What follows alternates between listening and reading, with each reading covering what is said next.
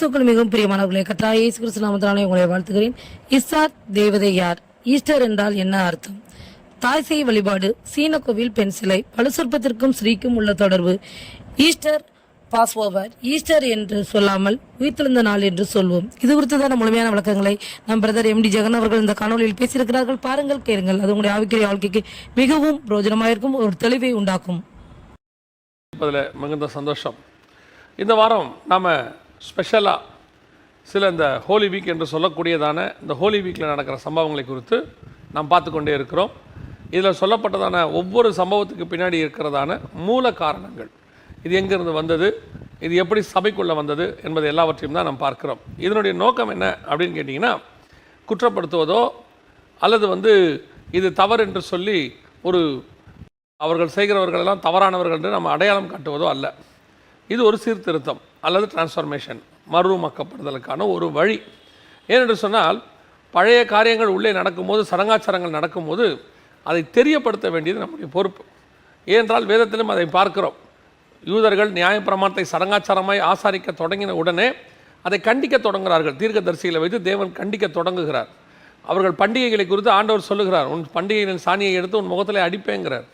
அதாவது ஒவ்வொரு காரியத்தையும் தேவாலயத்தையே இடிப்பேன்னு சொல்கிறார். அந்த அளவுக்கு தவறுகள் நடக்கும்போது சுட்டி காட்ட வேண்டியது தேவனுடைய திட்டத்தில் ஒன்று. அதை தான் ஆண்டவர் சொல்கிறார்.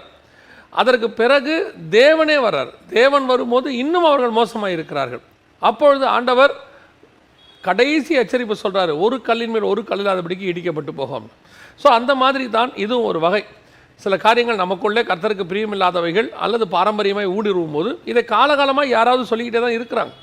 நம்ம மட்டும் சொல்லலை, காலங்காலமாக யாராவது சொல்லிகிட்டே இருக்கிறாங்க. இப்போ நம்மளும் சொல்கிறோம், அவ்வளோதான். காது உள்ளவன் கேட்க கடவன், அவ்வளோதான். இன்றைக்கி நம்ம எதை பற்றி பார்க்க போகிறோம் அப்படின்னு சொல்லி நீங்கள் கேட்டிங்கன்னு சொன்னால், இந்த இஸ்தார் என்று சொல்லக்கூடிய தேவதையை குறித்து நம்ம பார்க்க போகிறோம். இஸ்தார் தேவதை யார் அப்படின்னு கேட்டிங்கன்னு சொன்னால், நிம்ரோத்தினுடைய மனைவி தான் செமிராமிஸ். இந்த செமிராமிஸ் தான் பின்னாட்களில் இஸ்தாராக மாறினார்கள். செமிராமிஸுக்கு பாபிலோனிலிருந்து அதற்கு பிறகு, அதாவது சுமேரியன் சிவிலைசேஷனுக்கு பிறகு எகிப்திய நாகரிகம், நைல் நதி நாகரிகம்னு சொல்லுவோம். எகிப்துக்கு பிறகு அசிரிய நாகரிகம், அசிரியர்களுக்கு பிறகு பாபிலோனிய நாகரிகம், ஐப்ராத் நதிக்கரையோட நாகரிகம்னு நாம் சொல்லுவோம். இந்த நாகரிகத்தில் இந்த செமிராமிஸனுடைய பெயர் தான் இஸ்தார்.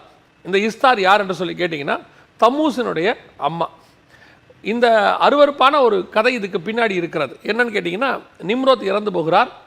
அதற்கு பிறகு பட்டத்துக்கு வர வேண்டிய தகுதி செமிராமிஸ்க்கு இல்லாமல் போகிறது. எனவே அப்பொழுது தன் வயிற்றில் இருக்கிற குழந்தை தான் நிம்ரோத்தாக இருக்கிறார். நிம்ரோத் மறிக்கவில்லை, என் வயிற்றில் குழந்தையாக மாறிவிட்டார், அவர் கடவுள், தெய்வ குழந்தைன்னு சொல்லி தன்னை தெய்வத்தாய் என்று சொல்லி அவள் ஒரு கதை புனைய, அதற்கு பிறகு தான் இந்த தாய் சேய் வழிபாடு உலகத்தில் வந்தது. நீங்கள் பார்த்துருப்பீங்க, நிறைய தாய் சேய் வழிபாடு இருக்கும் உலகளாவிய. எனக்கு ரொம்ப ஆச்சரியமான ஒரு விஷயம் என்னென்னா, சில நாடுகளுக்கு போகும்போது அவருடைய வழிபாட்டு முறைகளை கொஞ்சம் உட்காந்து கவனிப்பேன். அப்போ ஒரு முறை சீனர்களுடைய பாம்பு கோயில் இருக்கிறது. சீனர்கள் டிராகனை வழிபடுறவங்க. அந்த டிராகனை வழிபடும் போது அவர்கள் முழுவதுமாக அது முழுக்க பாம்புகளால் நிறைந்த கோயில். அது உள்ளவே நமக்கு கால் வைக்கிறதுக்கு ரொம்ப அருவருப்பாக இருக்கும் பாருங்களேன். அந்த ஸ்பிரிட் நம்மகிட்ட போராடும். அப்போது அதில் நிஜ பாம்புகள், குட்டி குட்டி பாம்புகளெல்லாம் அங்கங்கே தொங்கிக்கிட்டு இருக்கோம், மரங்கள்லாம் அப்படியும் இருக்குது. அதில் மூல விக்கிரகம் பார்த்திங்கன்னா ஒரு பெரிய டிராகனை வச்சுருப்பாங்க. அந்த கோயிலுக்குள்ளே என்ட்ராகிறதுக்கு முன்னாடி பார்த்தீங்கன்னா வாசலில் எல்லா சீன கோயிலையும், இது வரைக்கும் நான் 2-3 கோயிலுக்கு போயிருக்கிறேன், எல்லா கோயில்லையுமே வாசலில் ஒரு பெண் தேவதை நிற்கும், ஒரு பெண் சிலை நிற்கும். அந்த பெண் சிலையை தாண்டித்தான் நீங்கள் அந்த டிராகன்கிட்ட போக முடியும்.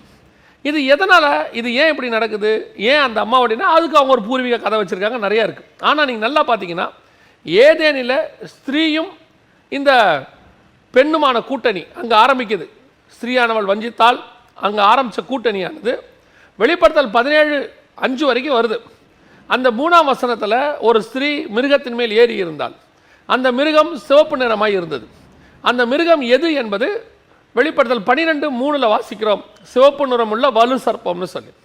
ஸோ அந்த வலு சர்ப்பத்துக்கும் இந்த ஸ்திரீக்குமான ஒரு தொடர்பு.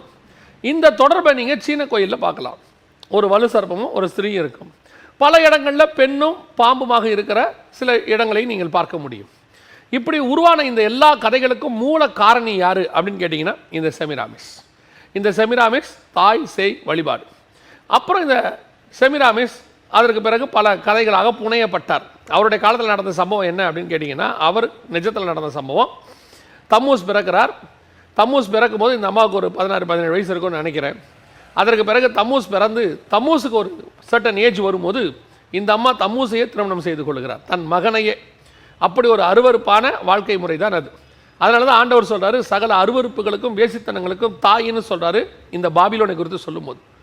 அப்போது அவள் திருமணம் செய்து கொள்கிறாள். அதற்கு பிறகும் அவள் ராஜகுமாரத்தியாக இருக்கிறாள். அப்போ தான் இந்த தம்மூஸ் இறந்து போகிறார். இந்த சம்பவங்கள்லாம் வருது. அதை பற்றி நம்ம நேற்று நம்மளாம் பார்த்தோம். அப்போ இந்த தம்மூஸ் இறந்த பிறகு இந்த செமிராமிஸ் பாதாளத்துக்குள் போகிறார் என்பதை நான் ஏற்கனவே சொன்னேன். அப்படி போய்விட்டு 7 வாசல்களை கடந்து போகிறார். இது புக் ஆஃப் கில்கமிஷில் இருக்கிறது. இன்றைக்கும் அதற்கு ஆதாரப்பூர்வமாய் சொல்லப்படுகிற இடம் எதுன்னா, ஈராக்கில் இப்போது இஸ்தார் கேட்னு ஒன்று இருக்குது. ஸோ அது உள்ள அவர் போகிறார். போய்விட்டு அங்கே அவருக்கு என்ன கட்டளை கொடுக்கப்படுகிறது என்றால், ஒவ்வொரு கேட்டையும் நீங்கள் கடந்து போகும்போது உங்கள் வஸ்திரத்தில் ஒன்றை கலைந்து போட்டுக்கொண்டே போக வேண்டும். அதற்கு பிறகு அவர் 7வது கேட்டுக்கு போகும்போது அவர் வஸ்திரம் இல்லாமல் இருக்கிறார். ஆனாலும் தம்மூஸை மீட்க முடியவில்லை.